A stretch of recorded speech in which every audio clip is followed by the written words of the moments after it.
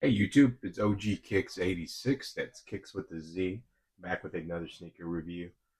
As always, this is not a hype channel. This is just about shoes, and hopefully, it helps somebody make a decision one way or another if they're thinking about picking up something that might have dropped earlier in the year. Let's get into it. So today we have the Nike Air Max 2 CB94. This is the black and white and purple colorway. Um, this released back in May. I think the retail price was right at 184. I think that's with taxes. And I did pick this up for the purposes of this review at JD Sports. So let's go ahead and get into it. Right off the bat, nothing too special, just a regular standard Nike box. And this is, a Charles Barkley shoe. Sorry, forgot to mention that in the beginning. So there you go. It's Air. I don't know what that is. Sorry. It's Air Max CB94, black, white, pure purple. So let's go ahead and get this opened up. Like I stated earlier, nothing too fancy with the box, just a standard Nike box. Let's go ahead and pull these bad boys out. There's no like extra trinkets or laces with these shoes or anything like that. Um, and they are both exactly the same, left and right are all the same shoe. So yeah, so these are all synthetic materials. On the upper, you do have a touch of purple here, and your colors are going to be black and white, and then you have the purple hits.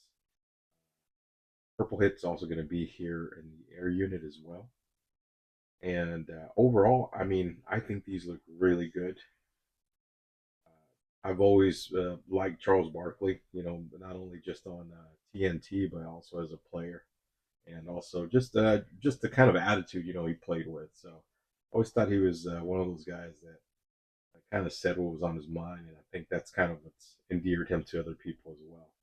If we check the inside of this shoe does have like a booty on the inside, as they would call it, kind of like a Huarache or an Air Jordan 7 type of thing going. So it is pretty snug. Insole is nothing special, as you can see here.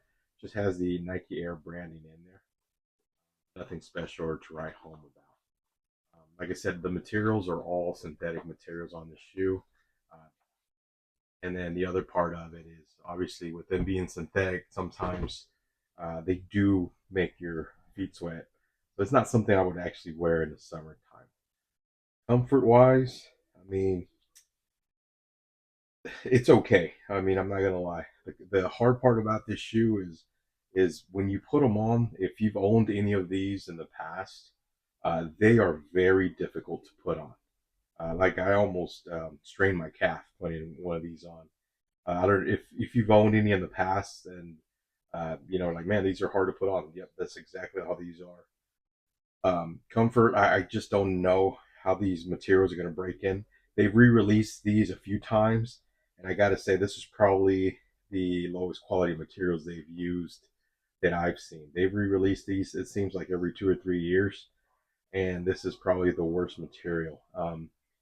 Sad part about it is once you put them on, they look great on feet, and you get compliments on them. But on the other side of the coin, I mean, it's just really bad synthetic materials in my opinion. Um, Write a comment down below. Let me know what you guys think if you own these. What do you think about the materials and the comfort? That's just my 2 cents. Versatility. These really do look great with like sweats and even jeans, in my opinion. So I think you can definitely wear those. I think this would be more of a winter shoe just because of the breathability or the lack thereof for the shoe. Um, right now, my my favorite shoe, like signature athlete shoe, would be the Deion Sanders, the re-releases, but this would be number two. Right before I got on to do this video, I checked the resale market on these, and on StockX on the size 9.5 as of today, they're going for 215 on the buy now. So I guess they went up a little bit.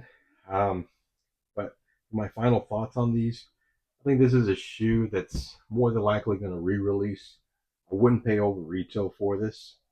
I'd give it a little bit of time and see what the market does if you really want to, kind of keep an eye on it. But more than likely, it's going to drop next year as far as the pricing on the shoe. Um, and then, I mean, even if it doesn't, I'll be honest with you, they're probably going to re-release these things anyway. So, or you can always catch it maybe like on Facebook or something like that. But this is not a shoe that I would pay any kind of resale for. Um, even looking at the materials now, I probably wouldn't have paid that for retail. To be honest with you, if it wasn't for the review. So this probably should be somewhere around like 160, 140, for this shoe. And it's really more of a nostalgia piece than anything else. So Nike knows what they're doing. They know they're going after the millennials such as myself, trying to pick up some of those shoes that we might have not been able to when we were younger. So that's just my humble opinion. Anyways, that's OG Kicks 86. Like, subscribe, and comment on the this review, and I'll see you on the next one. Thank you.